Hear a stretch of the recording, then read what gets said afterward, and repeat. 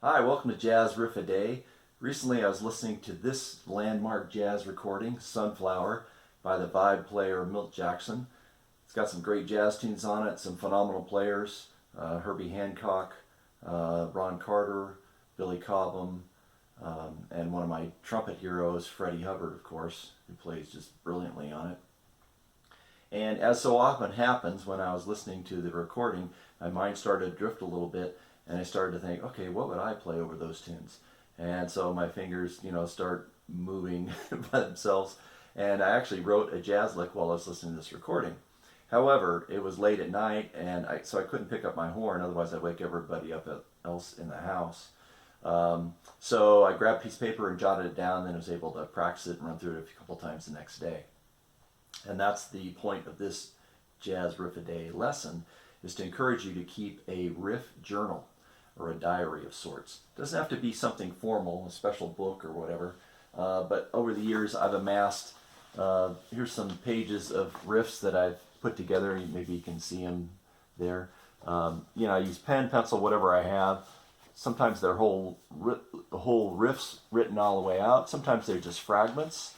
Sometimes I have what I call just starters, ways to start a run or something that I might not forget, different ways to approach it. Sometimes I write out actual chord symbols above. Sometimes I'll say it's in D minor. I won't write a key. It's kind of an avant-garde lick. At one point I thought I actually had to get a music pen, a fountain pen with ink and all that, and write them out really pretty. Yeah, forget that. Just grab whatever I have these days. But it's important to document that stuff.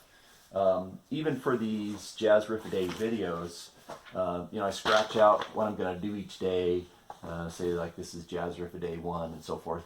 That way I don't repeat myself. Actually, by the way, the riff I thought of while I was listening to this was an E minor one.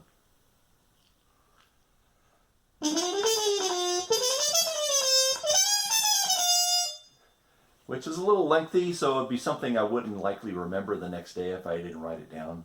But that's the beauty of having a journal or a diary of all those ideas is, if you have nothing else to practice or you're kind of jammed up for creative ideas, you can go through those and practice the stuff that you thought of before, and it further kind of cements it in your head for a recall later on. The other thing is you might, because we're all imperfect, you might forget to play something for a while, and then if you don't play it for a while, it's gone forever. And that, that's tragic if you have a really cool lick and then you can't play it anymore because you just don't remember it. Now, if you don't read music and you play by ear, that's not a problem. Pick up your iPhone or recorder or whatever you have and make a little audio journal. And so the same thing, you can play those back to yourself and kind of recall them and remember and play them for the rest of your career. It'd be great.